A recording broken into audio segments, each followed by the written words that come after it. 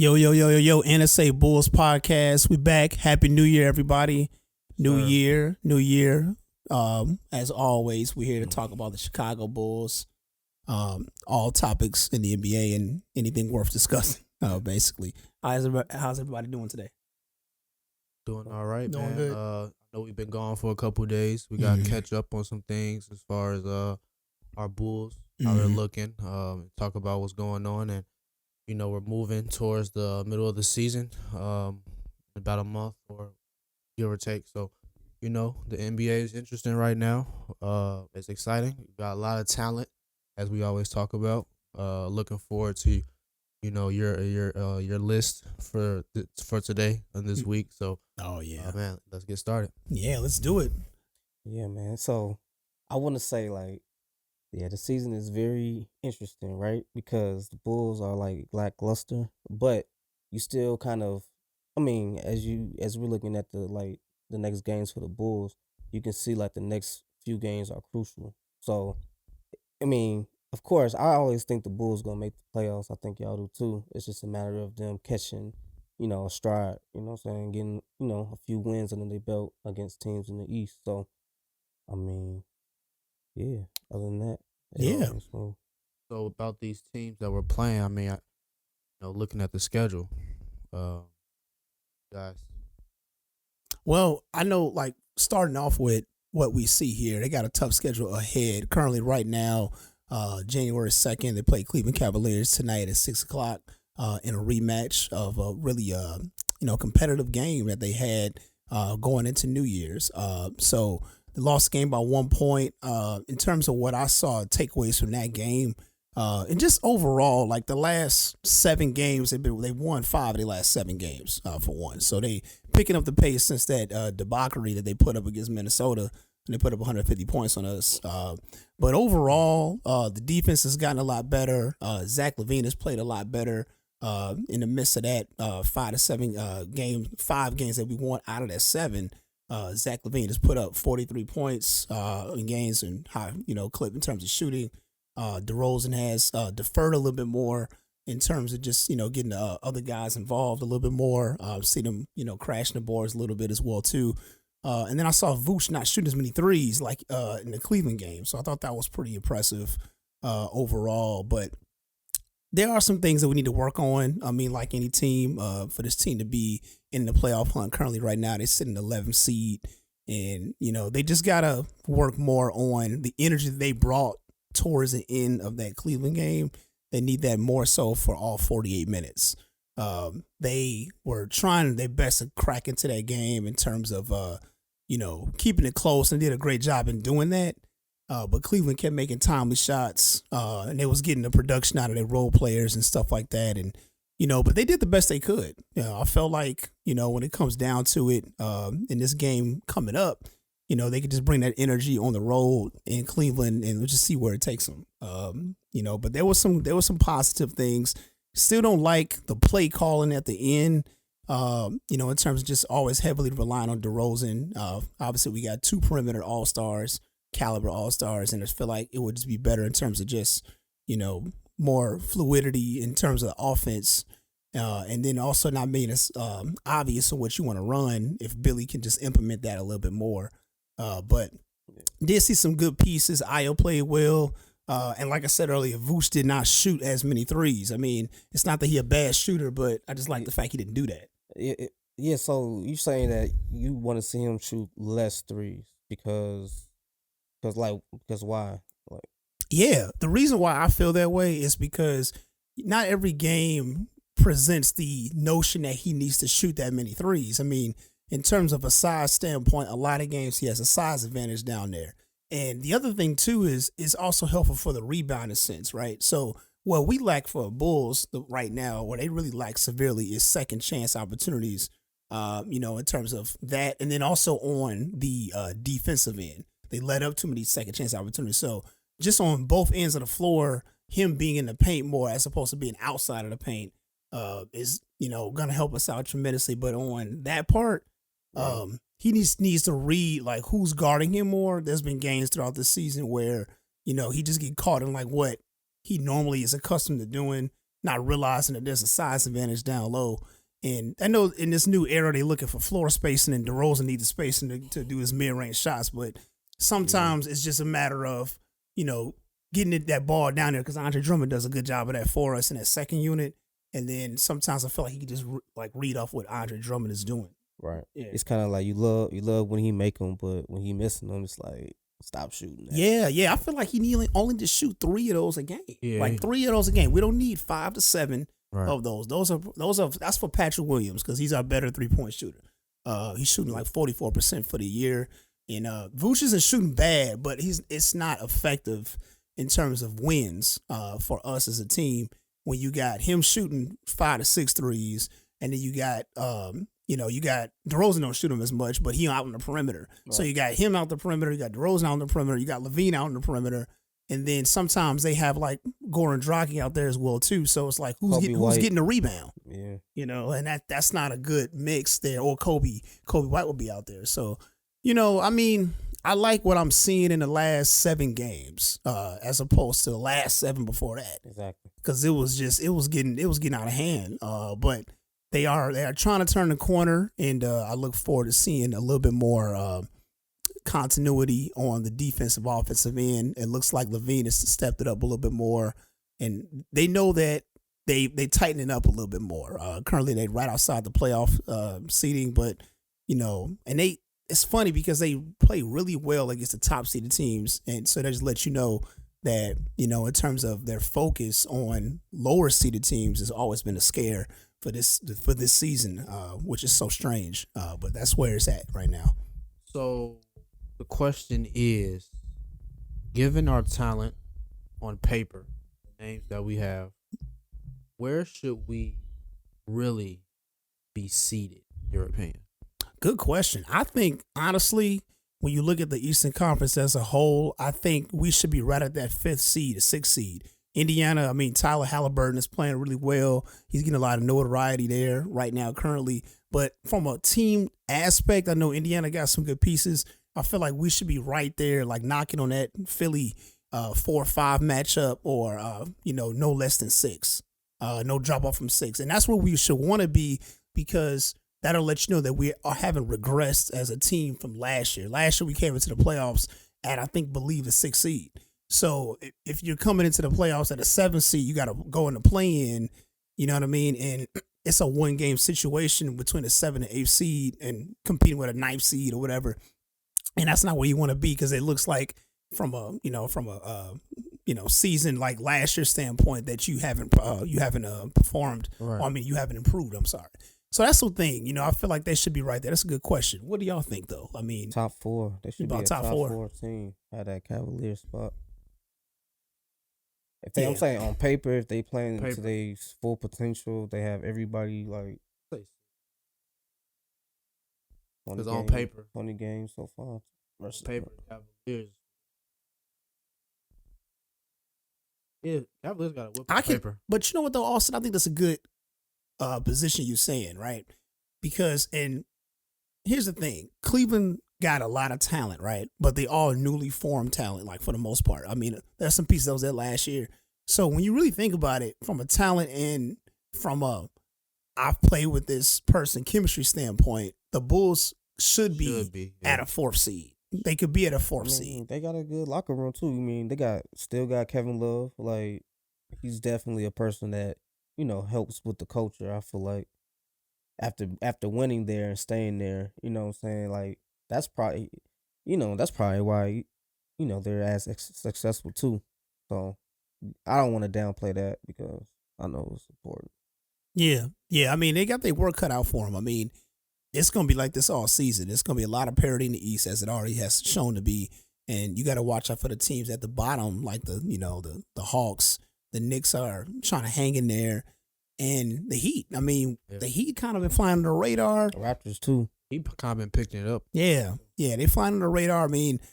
Just recently Tyler Hero hit a game-winner shot. And the confidence is there. Obviously, that team has never had an issue with that. The players haven't. But yeah, the Bulls can be right in that mix. there are some teams you just expect though to be in the playoff hunt. I mean, deep playoff hunts. I mean, Celtics, you got that, and then the Nets are playing phenomenal right now too.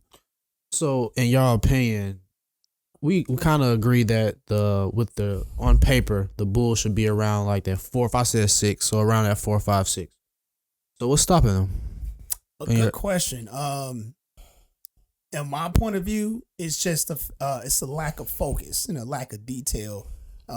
If they played the way they've been playing the last 7 games for the entire season, they would be right at that 3rd or 4th seed. They would be there because the Bucks have yet to beat us this season, which just sounds crazy to say. So we've beat the Bucks. We played well. I think as of right now, currently we've outperformed the Nets on the our matchups. Obviously, we're catching the Nets this upcoming week as a hot team. So we'll see how that pans out for us then, and how that goes there. But overall, I feel like if they just had the same energy they've had as of recently, all year round, we would be right up there. But there's no sense in dwelling on the past at this point. Just got to move forward. I mean, and just kind of hope that they can apply some consistency down the stretch. Because I got a little nervous after they beat Milwaukee, knowing who they was facing the next night. They was facing a subpar team. And I just felt like, okay, they lost to the Rockets, then they win against the Bucks, and then they playing the Pistons, right? So I'm like, okay, this is a test, even though it shouldn't be, of where's your mental state. You just beat the Bucks. The Bucks is a top seeded team in the East. They got one, if not the best, second best player in the world. Consensus for a lot of people who watch the game, and you just worry like, okay, they had this come from behind victory. How they gonna come out against Detroit? Right. And that's what my worry was. I was like, listen, they're gonna do it again. They're gonna play so well for the Bucks, and they're gonna come out and lay an egg on the Pistons. And that's what I was worried about. And they proved me wrong, and I'm happy they proved me wrong. Right. So I just worry. They struggle with the consistency part, and look like they're trying to turn that corner. Right. So Austin, what do you think? What's stopping the Bulls from being higher in the seeding, in your opinion? I mean, they losing 2 teams that's not playoff teams. I feel like there's a lot of close games that they're losing that they should win, and that you can attribute that to a lot of things. You can say coaching late in the stretch was bad, rotation is bad, or just players like Levine not playing to his fullest potential. You're gonna get more L's when your top players aren't consistent. So yeah. I think it's a mix of all that, and they just hasn't found their stride yet. So it's safe to say that the Bulls are overall not a good team right now like they're playing. Right now, they are a good team.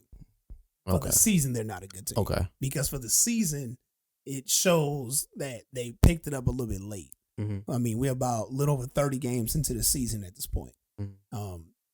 They just came out really slow. But they got it for their, the top matchups, and they just struggle with consistency. But in terms of a yes or no, I get your point of view. Like, are they just not a good team right now? Because a good team is going to find a way to get up for every game. Yeah, I mean, that's the thing. I'm not into the sports betting. Are you guys sports bet? I'm not, but I contemplate on doing it. I got a few friends of mine that do I feel like it's never really a given the Bulls are going to win when it comes to like sports betting. It's always like in favor of the other team, possibly. Yeah, which could be good returns. That's it can be good returns for sure, but it's not a good look on the team though. If you're always like consider losing a game. Yeah, because you just never know what you're getting out of them. Yeah. They've been dealing with this, quote unquote Dr. Jekyll, Mr. Hyde standpoint where you just don't know what you're going to get for this team from a day-to-day standpoint, But one thing's for certain, they do get up for the, those marquee matchups. They don't want to get embarrassed. They don't want to get, shown up. They expect us to be a playoff team. They know it is, whatever that team is, whether it be Boston, whether it be Milwaukee, whether it be Cleveland. They just get up for those games, right? Even the Heat, they beat the Heat earlier this season as well, too. So they have that ability to tap in. They just don't do it with the consistency that we want to see them do it, that they are easily capable of doing. Another thing, too, you asked that question, but I feel like it's so many answers, like what Austin was saying. But also, I would attest that to coaching.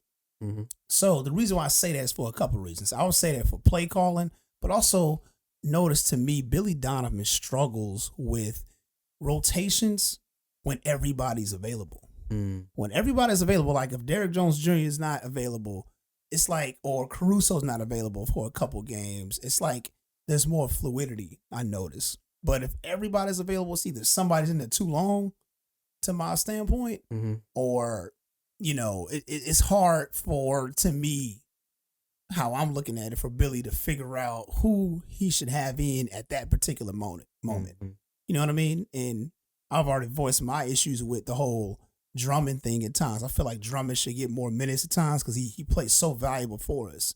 But, outside of him, between Derrick Jones Jr., between Javonte Green, Derrick Jones Jr., Goran Dragic, Kobe White, and then you sprinkle a little bit of Dalen Terry in there. It's like it's hard to gauge, like, who is he going to allocate these minutes to? Right. Depending on if they all available, it's like it's hard for him to make a decision to me. Right. Like who are you rolling with? You know, and that's what I'm noticing. Caruso as well. Like, do I play Caruso? And obviously he looks at Caruso as like a viable piece down the stretch of games. And then Io is playing well now too. So it's kind of like, okay, do I play Io? And then, how do I fit in Kobe White on that as well? So it's kind of like that's the thing I feel like that I'm noticing with him is not knowing who to play and how long to play them. Because he's it seems like he's playing about like 11 guys right now. Yeah, he's rolling pretty deep. I mean, we got the talent to run deep. That's another reason why we should be a formidable team. But maybe is it too much talent for Billy Donovan to handle? That's the thing. I don't know. That's a good question because I've seen Goran run the point guard. Then he'll flip and put Io at the point guard. And, Kobe don't really run point like that. No, he's just an undersized two. Exactly. But it's like he'll try to see if Kobe can get hot, if Kobe can give us some threes, if he not. So the thing is, the funny thing about the Bulls, and I mean, like, there's a lot of teams that can say this, right? But we talk about the Chicago Bulls, right? They have offensively challenged players that are great defensively, and then they got defensively challenged players that are great offensively. So it's like they don't have like multiple guys that are hybrid in this position. They got a football team and shit. Yeah, that's what I'm saying. They offensive got an NFL defense. team. Like Caruso can't throw a grape in the ocean sometime. And I'm like, dude, you out there for 18 minutes, bro, like 20 minutes. I'm not saying you got to be an elite scorer, and I love his defensive effort, but then he won't score. So then Billy's like, okay, I gotta go get Kobe White in and give me some scoring. But it's like, but Kobe can't play no defense like that, So it's like, I pick your poison. That is crazy. Caruso only averaging 5 points a game. That's what I'm saying. And we know it's not, scoring is the sexy part of the game, right? And he's always gonna be needed, especially if you're trying to be a championship team. So I would never take that away from Caruso. But it's like that part, right? Okay, like you overplay Caruso, but you might need some scoring. What about Patrick Williams? Well, Patrick Williams, he averaging 9 points. Right, and that's another thing too. Once he breaks out of the shell, we all waiting for. I mean, he shows glimpses of it. Like he'll get dunks on people. He'll play with that, with that aggression that we need to see on the offense and defensive end. But it's just, you wondering, is it the offensive sets why he hasn't really broken out? And I feel like he's a good shooter, but I feel like he can also do more in attacking the rim, and there's a lot of different things. I think Vooch will have to go in order for Patrick Williams to really take off like that. Yeah, because Vooch likes to shoot a lot of shots. Yeah, and I mean, I'm just saying he can play. I mean, Patrick Williams ain't no punk on defense either, so it's not like you're only getting one side of the court. I think if they let go of Vooch, they should just get a good traditional center, and that can open up the floor for like Patrick Williams, because like Vooch, he shoots a lot. He's shooting a lot of threes. Lopez, but he wants to shoot the ball. So if you can just stop that, get a traditional big man, and then have your shooter shoot, or the guys you really want to shoot. But you really also banking on an idea that he can be that player. So that's the thing. Patrick Williams sometimes has that mannerism where it's like, I don't know if you even give him more responsibility, will he accept it? Mm-hmm. You sometimes have that worry, like, will he do it? Like, even if the everything's cleared up, because case in point, I mean, Levine and DeRozan are going to get their shots. I mean, we need them to get their shots. But that third player is Vucevic right now. My thing is Io sometimes, Io and Patrick Williams to me are on the same level. They both average the same amount of points too. Yeah, they're on the same level too. Like, so Io is not shy in confidence. I'm not saying Patrick Williams is. Sometimes I have said in the past, but recently he don't look like he's non-confident. I feel like he is confident. He's pretty confident. But I also feel like, there's more he could do. And you just wonder, like, okay, what can I get a 20-point game or 18, 20-point game, something like that. Mm-hmm. He's very capable of that. But I just don't know if, like, taking Vooch off that, will that even give us the result we want?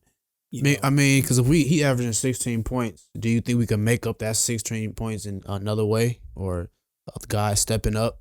Yeah. I mean, because if that's the case, then yeah. Because this season is going. The end of the season is something's probably going to change with the team. It's probably going to be some trades that happen. So yeah, I just don't want the Bulls to do something too dicey. Like, my thing is, I'm a big fan of chemistry.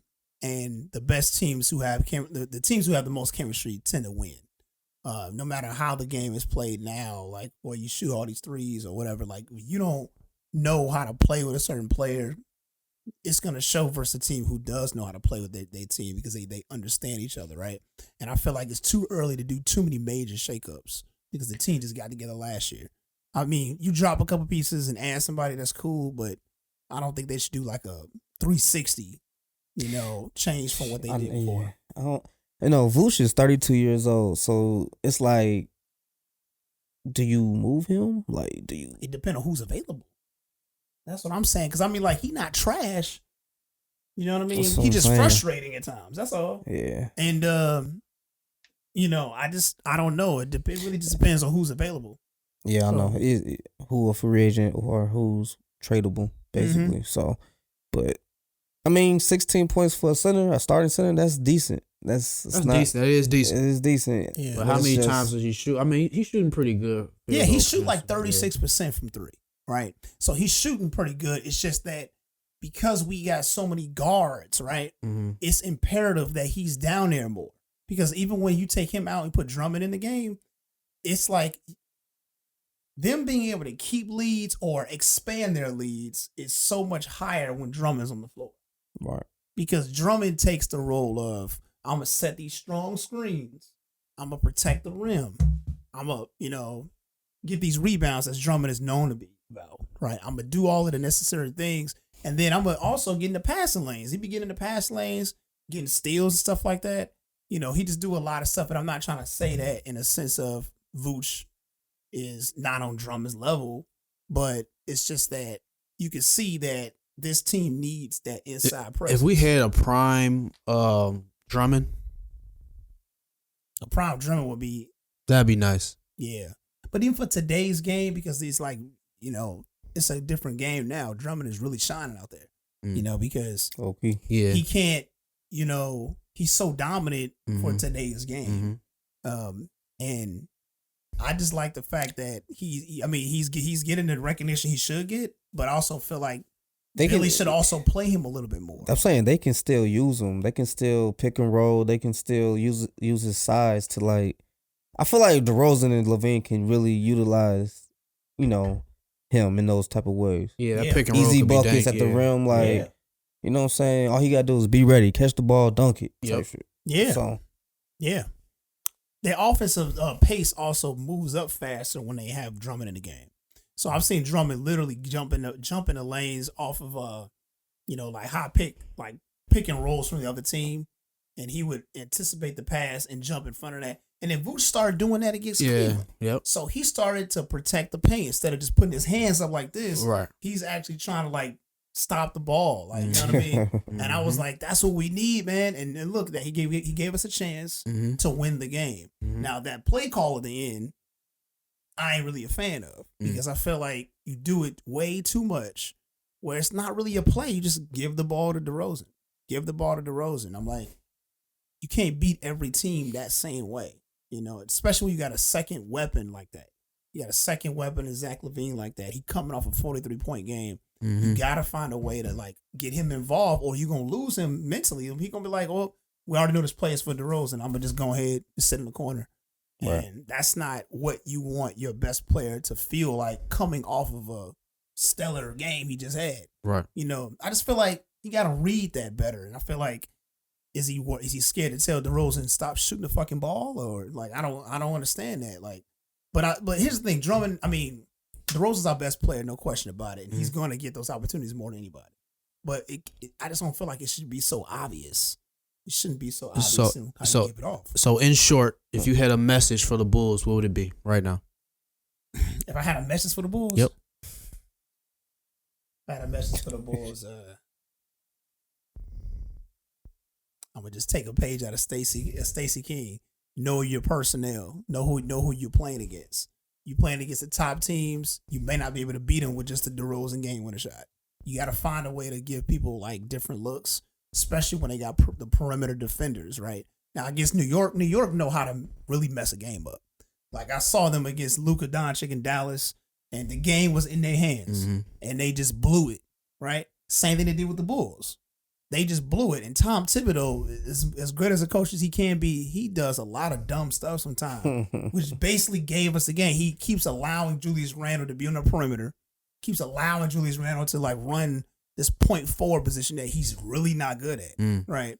So from that standpoint, it was almost like they was handing the game to us, and then Brunson missed those free throws, and then they still didn't double DeRozan. So when you in those situations, yeah, DeRozan operate that. I mean, read it and react, right? But my thing is be open to passing the ball if you know what I'm saying. Know your personnel. That's what I'm saying. Know your situation. Know his situation. You just like he coming in on the black hole. Like I gotta take that from Austin. Remember you said about Taj Gibson way back in the day. But like DeRozan, like you had that black hole mindset, like. Tunnel vision. Already got his mind made up. Yeah. And my thing is like, you got two elite perimeter players, including him and Zach LaVine. Gotta use them. It's 80 games in a season. If you run on the same type of sets on those type of, actions on those type of late game things, what's going to happen in the playoffs? They're going to know exactly what you're going to run, and they're just going to like swarm you with a double. And then you're not going to know what to do. Your guy's not going to know what to do because they never did it before. And then what's going to happen is you holding an L, but you holding an L at the wrong time. So it's like that's all I'm saying. You got to get teams different looks, man. So in short, Chicago Bulls, know your personnel. Let's keep it pushing. Yeah. Let's look around the league. All right. So looking around the league, have a few topics. Austin, right now, what are some of the top teams that you recognize in the NBA? Top teams, obviously, right now Boston jumps out. I like the Pelicans as a playoff team. The Nets are scorching hot. Yeah, those are the top teams that jump out to me. Now I'm with you. I'm definitely with you on the Pelicans. Now, what is some things you notice about the Pelicans that are catching your attention, and also everybody around the league? What are some? I mean, the obvious is then some of the non-obvious. Zion. Well, let me just start by saying Zion is out to prove that he's that dude, and he's playing like it. So it just seems like he's healthy. He has a chip on his shoulder. It's like he's one of them talents that knows who he is, and he's able to go out there and show others like that. His physical game is like. People don't want to play against that. You know what I'm saying? When he's coming at you with that size, at that size, able to put you on the ground. Poster. You know what I'm saying? Like, and he's like coming at them like from start to finish, bro. Yep. So I think they starting to recognize out there they have something special going on. Like they have I think they have a real true potential superstar on their hands. I mean, and they're able to see it now because it was always kind of like a what if he gets healthy, when is the time? right. But now it's like the timing. And I think the addition of CJ McCollum, like that was a key Like move to like a veteran added type. support. It's like he added so much to their foundation of a basketball team. I think he is the difference maker, even though Zion is a better player. No, yeah. I think he's the difference maker. Like, They brought him in at the perfect time, basically, Yeah. right before Zion came back. It's that established player that's able to kind of set the tone of how serious these moments are. The thing too is also I agree with. The thing too is that their team is looked at as, they individually got some guys that get their respect, right? But as a team, nobody gave them respect. So they ultimately all have like this, we're going to prove something to all of y'all, Right. mindset, including Zion, because he had something to prove. So when you got a collective of guys that have that mindset, it just makes it good for the team. Nobody has that like that. Well, I'm in the league, I'm good at energy. They got like that. Well, no, we're going to show y'all what time it is, right? So can they sustain it for the rest of the season? Absolutely. Now, Absolutely. they'll sustain this energy for the rest of the season. No, now, yeah, how that's- far will it get them? I don't know. I mean, I can see a second round berth. It really depends on The who they matchups. got to face in that first round. Yep. And that's really what it comes down to me. Mm-hmm. But ultimately, I just feel like they all have that energy. CJ McCollum, being a veteran that he is, he's coming over there like what also just talking about, and he just, showing, hey, look, like we got to go ahead and, bring it every night. Mm-hmm. And they do bring it every night. And then Zion got something to prove, and they got like a lot of guys that no one really pays attention to. Mm-hmm. Jose Alvarado, I mean, we already know he playing well. He's had some games where he had like 38 points. I ain't see that coming. Valanciunas. Valanciunas Solid. has always been super solid. And Herb Jones has been, knocking threes left and right. I mean, he lit the Bulls up when we played them. They got some guys, and Trey Murphy's been playing good as well too. So, and Larry Nance. I mean, that's a known name as well too. So they got some guys that's really putting stuff on the board. Yeah, I'm not sure. I mean, I know what's his name? Brandon Ingram. Like they got two unique. They got two players with unique games that's lethal, low key. They're both averaging over 20. That's what I'm saying. So I don't know. And it's funny because it was Brandon Ingram's team, but now it's not. But I mean, well, yeah, like they blew up the team because of Anthony Davis. They traded him for Anthony Davis, right? Yeah, So, and before Zion got there, Brandon Ingram was like the closeout guy, and he still can be in moments. I think what's going, but he's not the guy. Here's what I think. I think the NBA is a copycat league to a certain degree if you got the right personnel. So what I mean by that is, this is my take how I look at it, right? Look at Milwaukee Bucks, right? Milwaukee got one guy that is the face of the franchise, right? But when the fourth quarter comes, they giving that ball to somebody else too, because he's a better, like, he has a better offensive skill set, right? Zion is going left. Everybody know it, but you can't stop it. He's too strong. Right? But when it come down to Brandon Ingram plays the Chris Middleton role. Yeah. And the thing about Zion, he plays the Giannis role. Yeah. He's gonna dominate your ass. That's like a good he's gonna dominate your ass. And then if this game gets to a point where we need to hit free throws, we need clutch buckets from the perimeter, and Brandon Ingram. Yep. And then now it's like, damn. But the other thing about them is they got a three-headed monster, because they can do that same thing with CJ McCollum, because CJ McCollum is a bucket getter. Yeah. So the thing is, you got this dude over here to get you 20, two dudes to get you 20. Three dudes. You got this other dude, CJ McCollum, in who the know how to cut. keep the offense steady, and then get you 30. And he damn near he's averaging 19.8. Yeah, Exactly, he can get you bro. 30 He in gonna a get game. the- So this That's is what I'm one saying. game away from averaging 20 points. They got three people. Yeah, they for real. They are for real, man. And so Nick, outside of New Orleans, what are your thoughts on the other top teams in the NBA right now? the other top teams, looking at the Western Conference, the Nuggets are legit. Currently at the number 1 seed as of right now. The Grizzlies are good. You don't think they're legit though? No, I think they are legit. I think they talk too much, but I think they are legit. I mean, they confident. you got to be confident if you're going to win in this league. I mean, we all get that. But I look at it like this. I think the Nuggets are a very dangerous team. The Clippers just hanging around, but it's always their health. You never know with them for that. So if I had to say a couple teams in the top, I'm going with the Pelicans, like you guys said, but I'm also going with the Nuggets.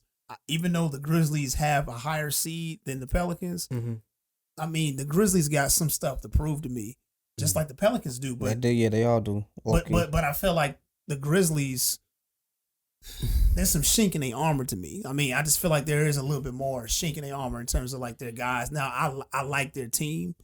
I mean, but it depends on who they playing too.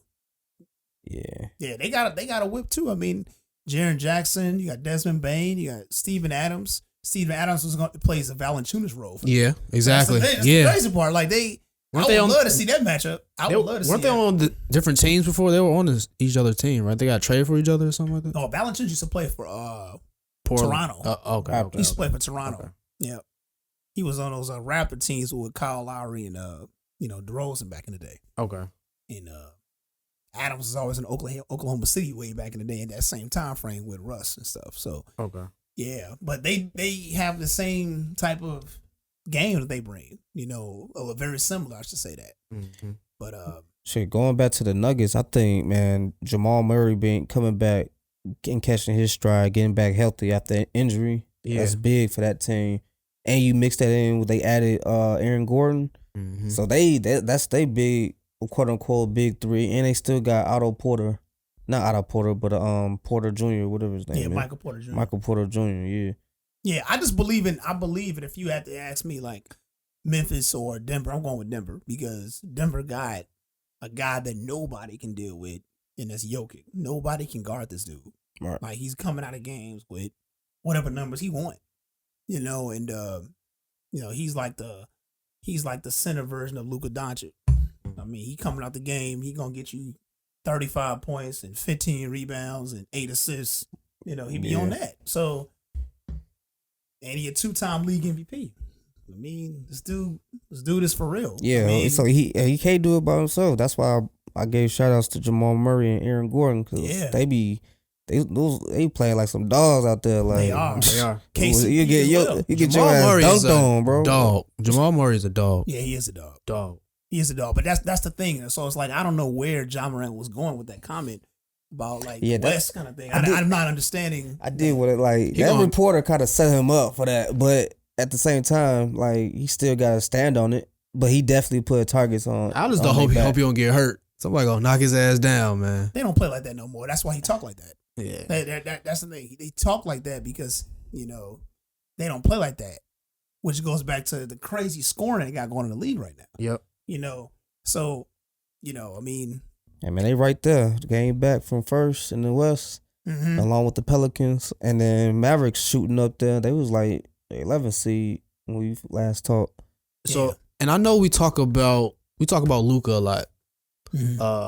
I think just a couple days ago, the Mavericks were in the 7th spot. Now they're in the 4th spot. Yeah, this dude. So a lot can change. This dude. Now, for both of you all, we don't have to spend too much time. We still want to get into some things. But MVP, like, who do you think might get MVP? Just some early predictions. It's got to be Luka if he keeping it like that. Now, what's the lowest seed he could drop down to get MVP though? You think? The lowest seed, 3rd or 4th. So you think 4th is like? Yeah, because right now they in the 4th seed. If he stayed that and doing what he's doing right now, I think the 4th seed. It's kind of hard to not give it to him, but I understand Tatum getting it. But my thing is like that was my only gripe. I initially said Luka, then I flipped to Tatum. Now I'm back to Luka, and I know it sounded like all over the place, but I only went off of Luka because at the time his team was actually in the 10th seed. His team was 10th seed a couple weeks ago.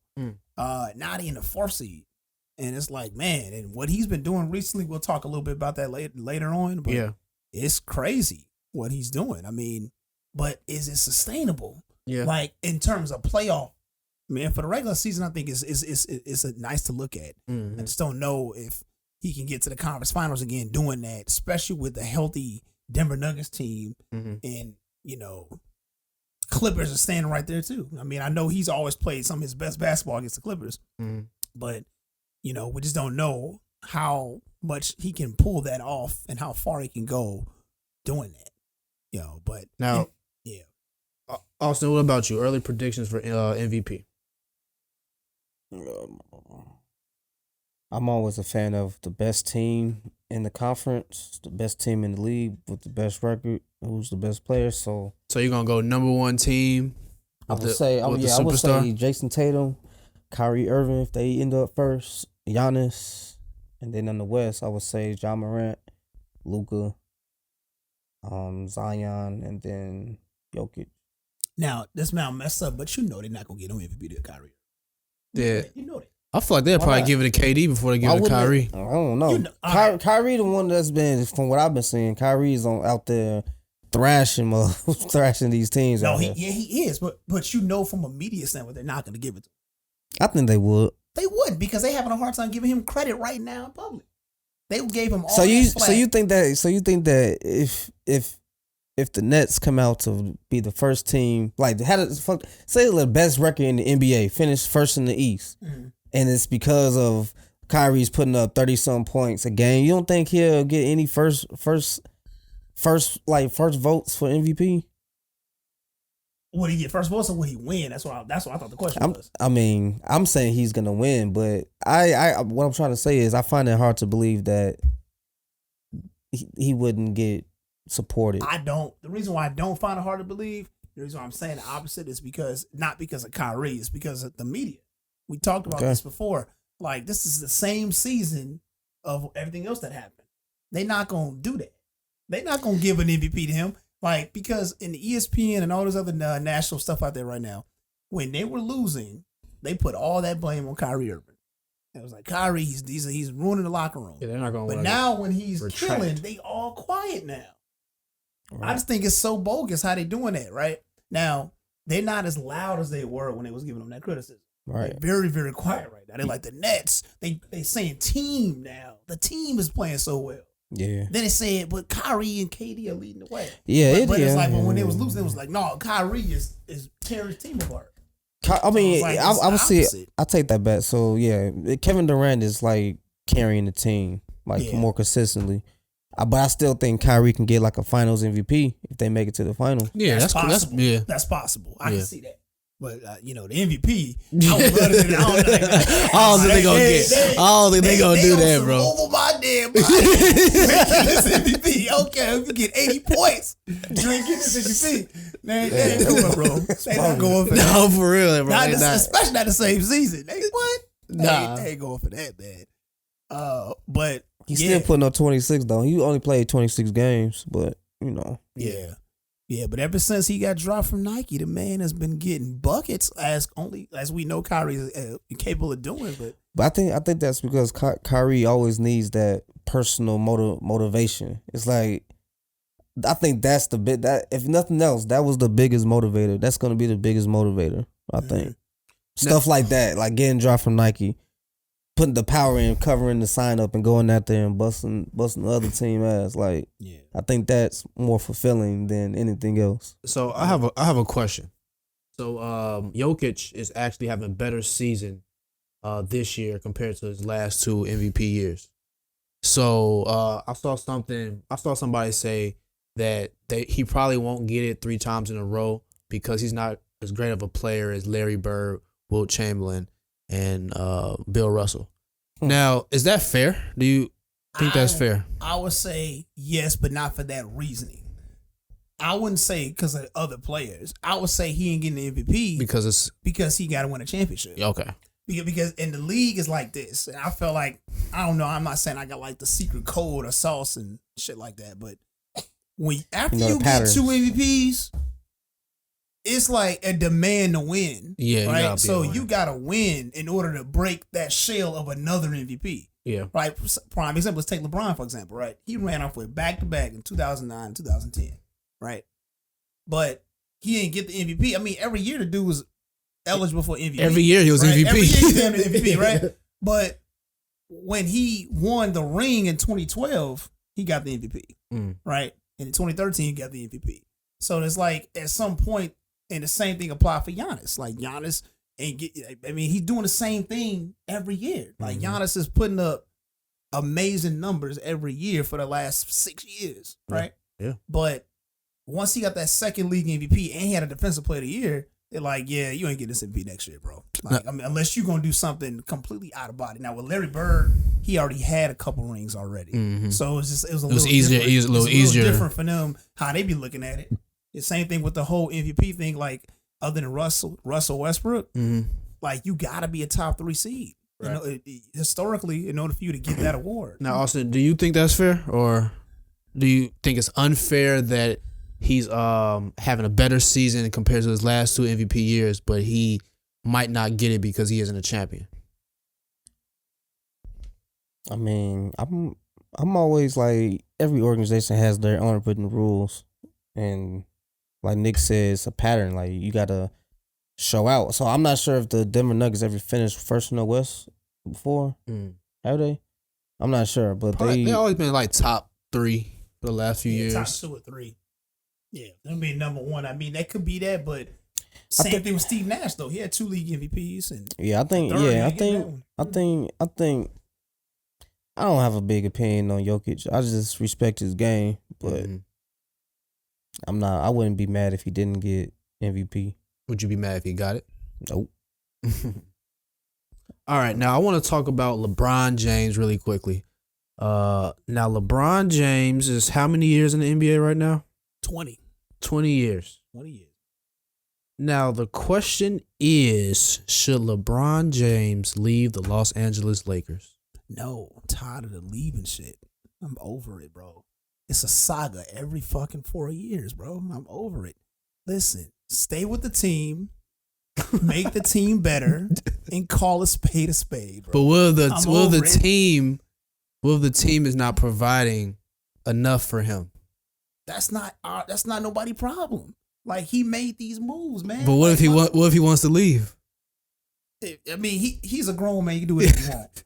All I'm saying is like, what I don't like, and it's something. No, what I don't like is it's always a, can he get another ring, or can we, like, it's like, do y'all like, are y'all incentivized by this? Like that's what cracks me up, because I'm like, dude, he just won 2 years ago or 3 years ago. When you talk about sports, that's recently, right? Because I know stuff happens so fast, but in all reality, 2020 wasn't that long ago. But my thing is like, yeah, for him, he should want to win wherever he want to go, right? But it's like always like a first he here, now he here, now he go here, now you go there. It's like, bro, like, I get it, man, I get it, But my other thing too is, you already saw they lost all those pieces getting him over, or getting Anthony Davis over, right? That will be the same thing for these young teams coming up with this talent they got. He's 38 years old. I wouldn't take him on. I don't know how talented he is. If I got a lot of talent on my end, I'm gonna make that talent develop, because by year 4 or 5, like Brandon Ingram, for example, they're gonna shine. He gonna be out the league by then probably. Like, but it's like, I gave up those picks, so it's just not. It's not smart. I mean, I just don't see. I mean, for him, I feel like he should just stay where he at. I mean, pass Kareem all-time scoring. It's gonna happen. Do that. He already passed Magic Johnson. These are Laker legends. Just stay at the Lakers and ride the ship out, man. Whatever comes. Like, that's all I feel like. What do y'all feel like that? I mean, what's y'all point of view? Because I feel like at this point you've already ran out of your stops. Enough stops. I think stay with the Lakers until, I mean, he said he wants to play with his son, so I guess just keep signing 1-year deals until you can go to that team. Is it a problem that he wants to continue to win? No, it's not a problem. Or is it a problem in which he's doing it? It's a problem where it's always like how the media always positions things that he should leave. He's already done that 4 times before. So at some point, it's like, why does it always got to be? They don't do this for no other player. No other player do they talk about what does he need to do in order to win. Those conversations don't come up for Kevin Durant. Those conversations don't come up for other players. And granted, LeBron has earned that. But it's like, it gives you this feeling like, do you guys want him to win? Is this like biased reporting right now? Or is it, The NBA probably does better when he wins. Is it something involved in him winning? Like, like is it like an extra bonus for you? I mean, it's probably more views if they have LeBron James in the finals. If you But see, the NBA is $1 billion company. My thing is, other stars in the game. But no, he's the cash cow. He's been the cash cow for the last decade. I agree with that, but so that's why they feed into that. I mean, I don't know their financial situation. It seemed like they fucked up. Well, my thing is, first it was, LA was a prime destination for everybody. Now it's not. Like, I mean, I'm just like, That's the LeBron effect. Sad to say. yeah, probably. I mean, there's some guys. I mean, this go for every great player though. There's some guys that cannot play to the level that they're capable of when they're around one certain great player. I mean, I could even do it with yours truly, Michael Jordan. I mean, Jerry Stackhouse used to complain all the time. Now, Jerry Stackhouse ain't, no championship level player, in the NBA, I should say that. But he complained and said, listen, bro, like, I can't, like, they want the ball to go to Jordan all the time. Like, Jordan. Right? I get it. The Jordan show. Yeah. But, and then, you got some players that's like trying to come into their own, and it's hard for them to do that when a guy's still getting the ball all the time. Mm-hmm. So that's why it's also hard to like gauge these stats nowadays, right? Because you like, are you getting these stats because it's needed for the team? Or are you doing it because you want to do it? You know what I mean? And how effective is it? It's like the Russell Westbrook situation, like when he was in Oklahoma City. He getting these triple doubles and they barely winning. Mm-hmm. And it's like, but then you look like years later, like, yeah, he had some killers on his team. Victor Oladipo and all these other guys. You're like, hold on. You ain't have to play like that. Mm-hmm. But you wanted to play like that. And that's the thing that you get sometimes with great talent is that sometimes they just don't allow another player to, evolve. Like, and sometimes it works, sometimes it don't. So, but I don't know. What do y'all think though on that topic? LeBron James, I see both ways. I mean, as a competitor, I would want to continue to win if I feel like I'm can contribute to a championship team. I think LeBron still proved that he's a great player. He's averaging like 26 points a game. Still has a great IQ. I would want to win. I mean, I know for want to win. I'm just talking about the whole shipping out thing. But yeah, like but also when I do things, I keep in mind how I look. I want to represent myself in a certain way. So I can understand what you're saying. Like, it looks kind of like looks bad. Looks like it's just so much of a show in itself, like a circus act. Him just going to a different team. It get out of control. You're moving all these pieces. You pretty much putting the NBA on standstill because of you, because you want to go somewhere else. But he can't help that though. At the same time, I mean, he gonna go to the Trailblazers and shit. I don't think anything at this point in his career is guaranteed. In previous years when he got certain guys on his team, it was a foregone conclusion he going to the finals, right? This isn't like that no more because a lot of these guys that were maybe like the little brothers back when he was coming up are not little brothers no more. Like, and you got guys that's like stars, superstars in their own right, like Giannis, right? When LeBron was in Miami, Giannis had just entered the league. So it's like, now obviously that's a completely different conference, but that's the point I'm making. I just feel like it's just a different landscape now. It's a different landscape. And it comes with all great talent. I mean, you got new killers coming up, the Ja Morant's coming up, the Zion's coming up, and you got all these dudes in your same conference now. So it's like, what was going to work 4 years ago don't work no more. Not the same way. So you always got to revamp and retool. Right. Which some people say, well, that's why he should leave. But I'm like, no, they just got to find a way to work with what they got or get new talent to come to him. But I don't think he should just leave because I feel like he do that again. It just, dude. I feel like it's just out of control. I feel like at this point he might as well just leave. You think he should leave? I think he should leave. But where should he go then? Anywhere he want. Well, where would he go? Do you think he can? Because like if he leave, then obviously he leaving to win. Obviously, yeah. But my thing is like, where can he go? Where it's gonna be a guaranteed win? He will. LeBron, I think he realized he'd be like the number 2, number 3 type of guy. Because I mean, they tried to do that with Anthony Davis. Anthony Davis being the number 1 guy, him being the number 2 guy. So it'd be like a similar situation like that, with just something a little bit more established. So I don't know. I could see that. I mean, shit, sometimes the past, defines the future. I mean, he's been changing teams for all these years since we've been growing up. Why? I mean, at this point, why stop now? Shit, this has been your career. He said, "This is me. This is him. This is me." I get you. All right, so now we want to kick off what is always a topic of discussion, and that's the certified bucket getters of previous week. I'm sorry. It's been a lot of scoring, y'all. I just saw something out there that said this past December there was 45 scoring performances of 40 or more, the most in NBA history for the month of December. So it's just a lot of scoring. It's like every time I look up, somebody got 40 or somebody got 35 or 40 or, but just kind of going through the list of what recently has came out in terms of the top performers. Just going to kick it off with you guys. I got Giannis when he went against the Bulls. He put up a stellar stat line, almost got the victory, but close no cigar. He got 45 points, 22 rebounds, 7 assists, and that Bulls comeback victory.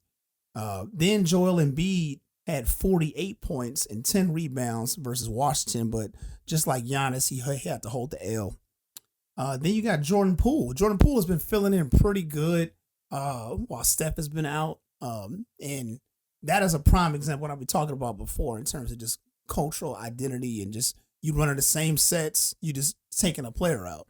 So Poole has been taking advantage of that. He had 41, 5, and 6 against Portland, and they got the W. Then you got LeBron James. The man went off against Atlanta on his birthday for 47, 10, and 9 in a victory. So that was a phenomenal game. Then you got Luka Doncic. I mean, you heard his name basically all week for all those who's been following. 51 points, 6 and 9, so 6 rebounds, 9 assists versus Spurs in a win in that game. Then Paul George had a good game. He had 45 and 9 against Indiana, his old team, but they lost that game. Then you got Zach LaVine. Zach LaVine put up a good stat line, 43 points on 75% shooting against Detroit. So he went 15 to 20. So that was a really, really good shooter. He was shooting the ball at a high clip in terms of efficiency. Then DeRozan comes in at 42 and 10 the night before that. So 2 back-to-back nights, as Bulls fans, we love to see it, where our top 2 guys go for 40 on back-to-back nights. So DeRozan had 42, 10, and 5 against that Bucks in that comeback victory. And then the top spot, none other than Luka Doncic. The man went for 60 points, 21 rebounds, and 10 assists versus the Knicks in that comeback victory where they forced the overtime. That is the first game in NBA history of 60 point, 20 rebound, triple-double. So James Harden has had some games where he had 50-point triple-doubles, but this is obviously another stratosphere in a sense. So yeah. So those are your top ones out there, and there's always going to be some top performers out there every week because that's the way the league is now. Yeah, scoring galore. I mean, you just gotta keep your eyes open and see what's out there. But what did y'all think about this previous week? So CBG, man. Now what's your take on all this scoring? Like, how do you feel about this? Are these players deserving of these 40 plus games? I mean, we grew up in a different time where the NBA was a little tougher, not as tough as like the 80s or early 90s. We probably got in tune with basketball like later 90s, mid 90s, 2000s. It was still a little edge to it. I know we kind of talk about how it's not the same in some ways. Now, just general thoughts. How do you feel about all these points? I think the players are deserving of it, but it's just what the league wants. The league wants offense. It's crazy because you can put up 120 points and still lose the game. So, that's completely opposite of the norm of what we grew up at seeing, right? So when we was growing up, Austin, you put up 120 points, you got the game in the bag. I mean, because you playing some form of defense. That shit was damn unheard of back then. Putting up 120 points was low-key unheard of when we were coming up. Yeah. I mean, yeah, and then you had some, yeah, exactly. That's all-star game level, but it's coming every night almost. But the thing, though, is that the scoring is so high that it sometimes dumbs down, the numbers, right? So, for example, you got a guy that get 35 points. That's creme de la creme numbers. That's premier top performing numbers, right? Mm-hmm. But it don't seem as impressive no more Mm-hmm. because it feels like an 18-point game now. Like, because of the way that these guys are just getting the freedom, Mm-hmm. the way they're shooting the basketball, Mhm. the way the referee calls the game now. Mhm. It's a lot to do with all of that. And Yeah. how easy it is for them to call technical foul. Especially, You know. man. Easy technical foul. You get technical foul, and then you might have a guy that already had like 15 points. Now he got 2 techs, pop, a couple threes. Bro, Next you know, he got 22 points, 24 The points. players are more talented though. Y'all agree? Yeah, right? yeah. I think so. They're like Yep. more skillful, Yeah. better shooters. Mm-hmm. I think that's a product of spacing. I feel like the way the game is played now, you know, like you got footage you were even showing us where cats would be traveling and carrying before they even dribble the ball. Like that, like that. No, I mean, I'm not trying to sound like a hater, but I mean, like that all plays. I don't think it's a product of spacing. I think spacing has something to do with it, but I think over time people just always gravitated towards the offensive end of basketball. So, you know, little kids, the first thing they want to do is dunk, crossover, whatever it is. So they just polish those skills generation after generation. But the spacing, definitely, because, you know, you can probably refresh my memory, but I know you couldn't double team back then, right? No, like, so back then, what we talking about era? We talking about like the 2000s? Yeah, or just, before now. Like, because now you can double team players, you can get the ball, you can force the best player to get the ball in his hands. So like in the 90s, there was illegal defense. So like you couldn't come across the court and then just do that. So it was like one-on-one operator. But so it seemed like that's an advantage for the 90s. But the other thing about it is they also allowed hand checking. So they allowed like this footage of Scottie Pippen, he putting his arm on Mark Jackson's back, like as he comes to the court. So you notice like Magic Johnson, all those guys, they come up the court, not front facing. They acting like they posting up, coming up the court to protect the ball, right? Nowadays, that ain't the issue. They literally are coming up the court, and the guys literally like couple boards behind, like front. It seems like the Russell always bring the ball up like that though, because he probably not as confident with his handle, but he always come like got his back towards the basket. Yeah, as he's crossing he's not no point guard. Yeah, you know.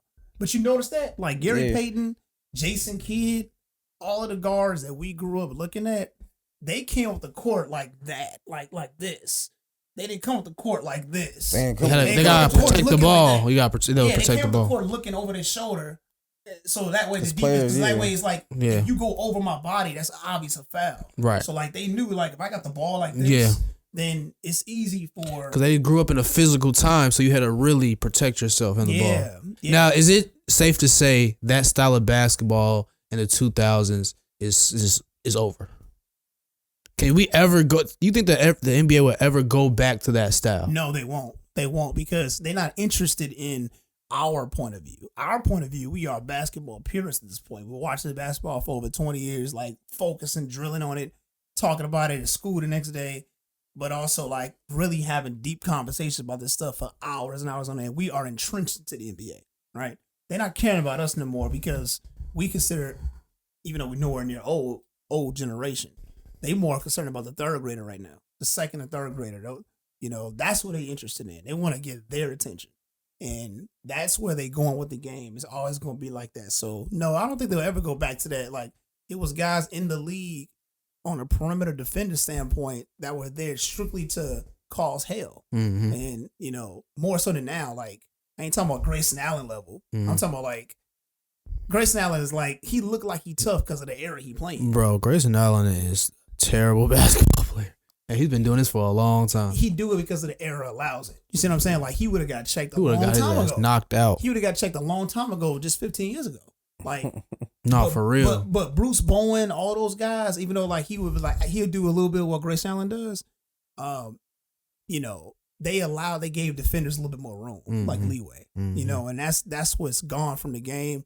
So I don't think it'll ever come back, honestly. I feel like it'd be good for basketball if they brought it back. Like they're probably thinking that this is the best entertaining way for basketball, but I feel like it'd be way more entertaining if you actually had like less fouls. Yeah, right. Like this is why we love the guys like Kobe growing up, right? Because when Kobe went against the Celtics, even if you look at that stuff on YouTube right now, the way their defense was playing on him, and it was just like, man, like even the Detroit Pistons in the mid 2000s, like that type of defense, you get 25 points. That's like equal to 40. 40 points, yeah. That's equal to 40. You, Like, you get 25 with them. You playing through the fouls. Yeah. The and ones. Exactly. The non-calls and ones. Yeah. Yeah. So it just made you know, like, okay. Because, like, back then, too, you getting 30, you know, it's like one or two guys. One guy got 30. Everybody else got like 22, 24. They like 30 is so watered down now. 30 is the new 20. I say that in a reference, like, you it's know, a more like team. 30, It's a more. It was a more team sport back then too. Yep. You didn't have like these players like on this list right here just dominating. Right. You know what I'm saying? Like, so scoring was more. Everyone scored. And it was more. Everybody had the ball too, almost like passing the ball throughout the system, offense. Yeah, they had everybody had their own strategy. Mm-hmm. Everybody had a real strategy of what they was trying to implement, and it was a matter of my strategy is going to overpower your strategy. Like the Lakers, obviously they was a dominant team back then with Kobe and Shaq. Mm-hmm. Their strategy was get the ball down low, and then fourth quarter we're gonna give it to Kobe or whatever, and we're gonna use our role players to give us key open shots. Defense, run this triangle. That's what we're gonna do. Mm-hmm. And Sacramento had their own thing, so it was a matter of like this strategy is this is your strategy. Whose strategy is who's gonna execute? Because you're gonna get open shots. Mm-hmm. We gonna knock them down or not? Yeah, but nowadays a lot of teams play the exact same. They play the exact same. They run it like you just know who's shooting the ball. Like, you know, Cleveland game, it was like they was doing like a lot of like drive and kick, like, and they'll just keep doing that, and they'll do around the horn, and then this this person out in the corner trying to shoot an open three. It's like, you know what can happen, but it's just a matter of just rotating and closing out right. That's all. So, you know, but I don't know. I mean, it's fun to look at sometimes. No, you know what? For me, it's not really fun to look at, because when I watch the NBA, I get upset with the calls that they make, and it's like it pisses me off because you're changing the course of the game, like changing the outcome of the game. I agree with that. In a natural state. Like, why are you calling these tic tac fouls? Why are you missing calls? It's like, bro, the referees, man. Yeah, and remember when we was growing up, when it got under like 10 seconds, they wasn't calling no fouls. Yeah. Like, unless it was blatant. Right. Like you had to get, it was like, man, you know that's a foul. You know what I mean? But they wasn't calling like touch fouls. Yeah. And sometimes I get mad at DeRozan for that, because he would literally get so caught up in his era. Yeah. That he just looking for the foul. Yeah. Like, I'm like, dude, finish the play. Yeah. Like I mean, finish the play, man. It's cool when DeRozan, like, as Bulls fans, it's cool when DeRozan get a lot of those and one when he's shooting the shot and they call the foul because he didn't have landing space. Yeah. But if I was a fan of the other team, I would be so fucking pissed off. Yeah. It's like, gee, what are y'all doing? Yeah, they say that fair job. Yeah. That's a point, though. After that, fam said, look, I got to win whatever it takes. Man. Put my leg under the... That's like Grayson Allen. That's like Jalen Rose, man. Hey, listen, bro, you got to get out the game. Yeah. You know, but I'm not saying it's cool, but yeah, you're right. Yeah. You're right. I agree with that, you know. But a lot of these players get caught up in that. Trae Young is another one. I knew you was. You can't blow on Trae Young. Trae Young, you can't touch the man. Everybody think they tough too. Yeah. Like Trae Young, bro, come on. Exactly. Come on, bro. Exactly. If this, like 20 years ago, bro, you would get your ass knocked out. Like, straight up with an elbow in the midst of the game. Exactly. You're making a valid point. Him, well, obviously on a way and then John Morant too. Yeah. He little. Yeah. He's a little guy. All that athletic shit. Nah, I don't know, bro. Like, if you like, land on your neck for real. Can you imagine him trying to go in there and try to posterize like Rasheed Wallace? Get bruised. No, he would have got hurt. Not gonna happen. He would have got hurt, bro. Break a leg type shit. Nah. He would have been that player. Let's just put it that way. He might have still been talented. Yeah. So I never gonna hate on him like that. But the style of play allows him to pump their chests out. Yeah. Like even Cameron Payne. I know, right? Cameron Payne, bro. I remember Cameron Payne was like irrelevant. He was a mascot basically for Oklahoma City back in the day. Then he comes to the Bulls, he was a mascot. Then he get to Phoenix and he behind Chris Paul, and now he want to act tough. And I'm like, come on, man. Hey, shout outs to Chris Paul, man. But I remember it was a funny thing LeBron said. I'm keep it short here, but he was like, it was like the year Phoenix had eliminated, or on the verge of eliminating the Lakers, and somebody was close up to LeBron while he was on the bench. And Cameron Payne was jawing at LeBron. And LeBron was like, be careful now, bro. He's like, be humble, bro. You just out the league. You just out the league. I was like, damn. Wow. Like, Be humble. be humble, man. Be humble, man. You was just out the league. I was like, wow. Put a boy in his place. Cameron Payne, I have no problem with confidence, but it's just like, man, you would not be doing Just this know your place. if it was in any other situation. But Well, guys, what episode was this? Number 8. Number 8. Season 2, number Zach 8. Levine, number 8. All right, man. Well, So we'll tune in with more Bulls content for y'all. Like, share, subscribe, Instagram, NSA Bulls Podcast, YouTube, NSA Bulls Podcast. We're not hard to find. We appreciate all y'all for supporting us, and we keep it pushing. The Bulls will be playing Cleveland tonight at 6 as of the point of this podcast. And they got a really tough schedule laying ahead with the Brooklyn Nets. They're playing them. Oh my God! So they got some talented teams they're going against even after this Cleveland game for the rest of this week. So we'll keep you guys locked in with that and NSA Bulls Podcast till next week. peace.